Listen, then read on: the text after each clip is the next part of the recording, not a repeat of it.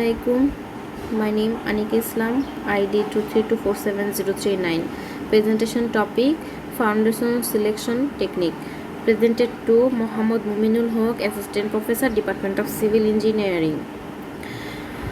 আমাদেরকে বলা হয়েছে একটি 10তলা ভবন ডিজাইন করার জন্য, ফাউন্ডেশন ডিজাইন করার জন্য, যেখানে একজন ইঞ্জিনিয়ার আগে থেকেই বিল্ডিংয়ের ফাউন্ডেশনটি দিয়ে রেখেছে এবং আমি একজন নতুন ইঞ্জিনিয়ার বা নিউকামার ইঞ্জিনিয়ার হিসেবে সেখানে অল্টারনেটিভ ফাউন্ডেশন সিস্টেম কোনটা রাখতে পারি এবং কোনটা উপযোগী তা নিয়ে আমরা আলোচনা করব। প্রথমে আমাদের খেয়াল রাখতে হবে, একটি প্রজেক্ট করতে গেলে সাধারণত আমাদের বিল্ডিংয়ের ফাউন্ডেশন তৈরি করতে হলে মাটির ধরনটা সর্বপ্রথম আমাদেরকে বুঝতে হবে যে মাটির ধরনটা কেমন বা লোড কন্ডিশন কেমন নিতে পারে বা খরচটা কেমন হতে পারে। এখানে শুধু সীমাবদ্ধ নয়, মাটির বেয়ারিং ক্যাপাসিটি কম হলে সমস্যা সেটেলমেন্ট হতে পারে বা ভবিষ্যতে ক্যাপাসিটিরও ঝুঁকি রয়েছে।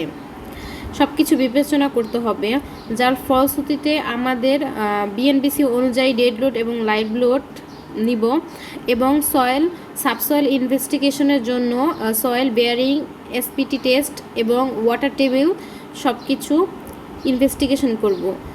তারপরে identification of suitable foundation system. যদি ফাউন্ডেশনটা সুইটেবল হয় তাহলে আমরা আনসুইটেবল বা শ্যালো ফাউন্ডেশনটি খুব উইক হয়ে থাকে মাটির জন্য সেটাকে না বলবো। আর যদি ফাউন্ডেশনটি স্টেবল করতে চাই তাহলে আমাদেরকে ডিজাইন এবং অ্যানালাইসিস করতে হবে, সাইজ এবং রেনফোর্সমেন্টের ফাউন্ডেশন সিলেক্ট করতে হবে, তারপরে কস্ট কম্পেয়ার, কতটা কম খরচে একটি বিল্ডিং নির্মাণ করতে যায়, অবশ্যই সেফটিটা মেনটেন করতে হবে, তারপরে আমরা কাজটা শুরু করব। আমি এখানে দেখিয়েছি একটি ডায়াগ্রাম আর্ট করে যে প্রথমে আমরা যদি একটি বিল্ডিংয়ের ফাউন্ডেশন তৈরি করতে যাই তাহলে আমরা সর্বপ্রথম বিল্ডিংয়ের প্ল্যানটি হাতে নিব এবং তা কত ফিট বাই কত ফিট তা দেখব। তারপরে আমরা যদি খুব সহজে তা বের করতে যাই তাহলে আমরা যদি এটি আবাসিক এলাকার মধ্যে হয়ে থাকে, মানে চারিপাশে বিল্ডিং থাকে, সেই বিল্ডিংয়ের পুরনো রেকর্ড বা বিল্ডিংয়ের প্ল্যানগুলো নিতে পারি।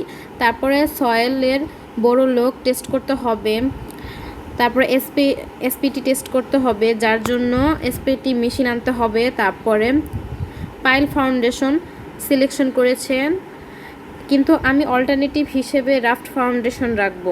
এখন যদি বলা হয় পাইল ফাউন্ডেশন কিসের জন্য, পাইল ফাউন্ডেশনটি হলো আপনার যদি কোনো বিল্ডিং নির্মাণ করতে যায় তার যদি আশেপাশে নদী থাকে বা মাটিটা খুব দুর্বল হয় তাহলে আমরা পাইল ফাউন্ডেশন করতে পারি।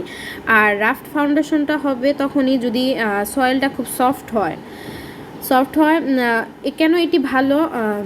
রাফট ফাউন্ডেশনটি লোড ডিস্ট্রিবিউশন ভালো করে, সেটেলমেন্ট কম হয়, উইক সয়েলে বেশি সেফ। 10তলা বিল্ডিংয়ের জন্য আমি বেশি সেফ মনে করি বা স্টেবল আমার কাছে মনে হয়। এখানে ডাটার মাধ্যমে দেখানো হচ্ছে যে ফাউন্ডেশন শুরু করার আগে কিছু গুরুত্বপূর্ণ কাজ আমাদের করতে হবে। সয়েল ইনভেস্টিগেশন করতে হবে, সয়েল টেস্ট করতে হবে, এসপিটি, বোরহোল বা বেয়ারিং ক্যাপাসিটি নির্ণয় করতে হবে। সাইট প্রিপারেশন, জায়গা পরিষ্কার করা, ভেজিটেশন সরানো, গ্রাউন্ড লেভেলিং করা। ডিজাইন ক্যালকুলেশন, টোটাল লোড হিসেব করা, dead load plus live load, safety নেওয়া। পানি সমস্যা চেক, পানি ground water level, drainage system. এখন আমি পুরো কনস্ট্রাকশন প্রসেসটি বলছি, মাটির নিচ থেকে ফাউন্ডেশনের পর্যন্ত কিভাবে ধাপগুলো করতে হবে। ফার্স্টে আমাদের এক্সকেভেশন করতে হবে, নির্দিষ্ট গভীরতায় মাটি খনন, সয়েল কম্প্যাকশন, নিচে মাটি কম্প্যাক্ট করা, সেন্ট লেয়ার নেওয়া, লেবেলিং করা, পিসিসি প্লেনিং, সিমেন্ট কংক্রিট, এটি বেজ লেয়ার দেয়, রেনফোর্সমেন্ট, স্টিল বার বসানো, ফ্রেমওয়ার্ক কাঠ বা স্টিল দিয়ে শেপ তৈরি করা। তারপরে কংক্রিট কস্টিং, মূলত ফাউন্ডেশনের ঢালাই। আর কার্নিং হলো 7 থেকে 14 দিন পর্যন্ত ঢালাইয়ের পর যে পানিটা দিয়ে থাকি সেই পানি।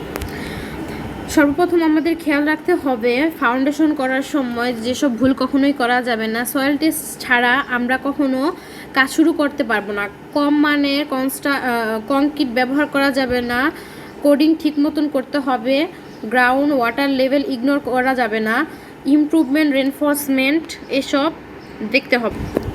এখানে আমি দেখতে পাচ্ছি সয়েল ইনভেস্টিগেশনের সামারি। আমরা যে 55 ফিট বাই 64 ফিটের জন্য আমরা কিভাবে বোরহোল ক্যালকুলেশন করব, তারপরে সয়েল ক্লাসিফিকেশন করব, বিয়ারিং ক্যাপাসিটি ক্যালকুলেশন করব, আর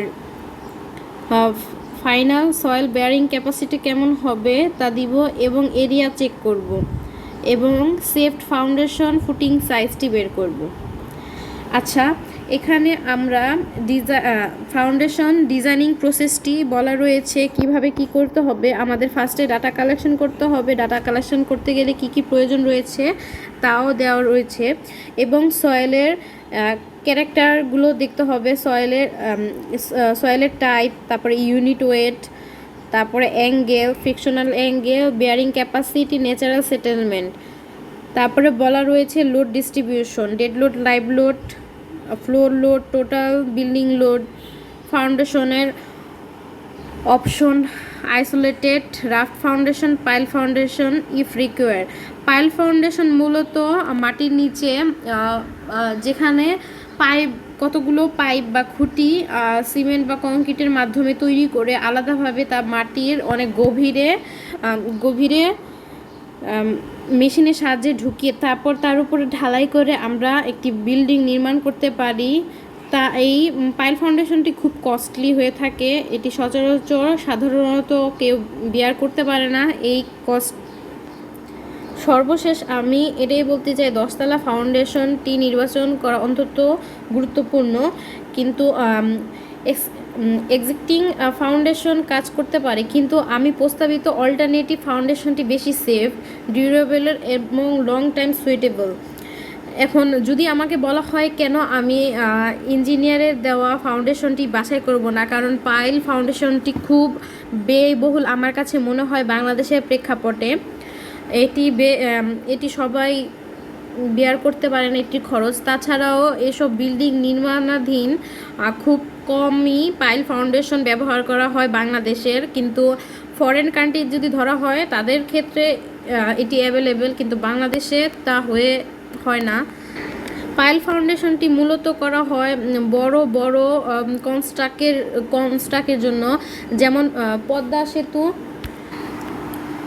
পাইল ফাউন্ডেশনগুলো মূলত করা হয় ব্রিজ ডিজাইনের ক্ষেত্রে, যেমন নদীর উপরে কোনো ব্রিজ নির্মাণের ক্ষেত্রে, সেক্ষেত্রে আমরা পাইল ফাউন্ডেশনটা দিতে পারি, যেমন পদ্মা সেতু বা বিভিন্ন বড় বড় কনস্ট্রাকশন, সেক্ষেত্রে আমরা ব্যবহার করতে পারি। এখানে বলাই রয়েছে যদি আমরা সয়েল ইনভেস্টিগেশন খুবই প্রয়োজন যদি ডিজাইনের আগে।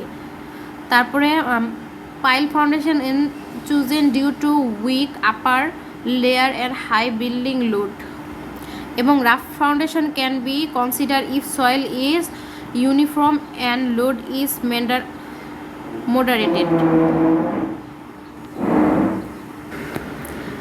এখন আমাকে যদি প্রশ্ন করা হয় আমার কাছে কেন অল্টারনেটিভ ওয়েটা বেস্ট মনে হচ্ছে বা আমি দিয়েছি, কারণ বেটার লোড ডিস্ট্রিবিউশন করতে পারবে এবং সেফটি ইনক্রিজ করার জন্য। আর সয়েল উইক হলে কি করব, যদি সয়েল উইক হয় তাহলে আমরা পাইল ফাউন্ডেশনটি ব্যবহার করার চেষ্টা করব, আর যদি সয়েলটি একটু সফট থাকে তাহলে আমার ক্ষেত্রে রাফট ফাউন্ডেশন করাটাই ভালো। ভবনের নিচে মাটি বসে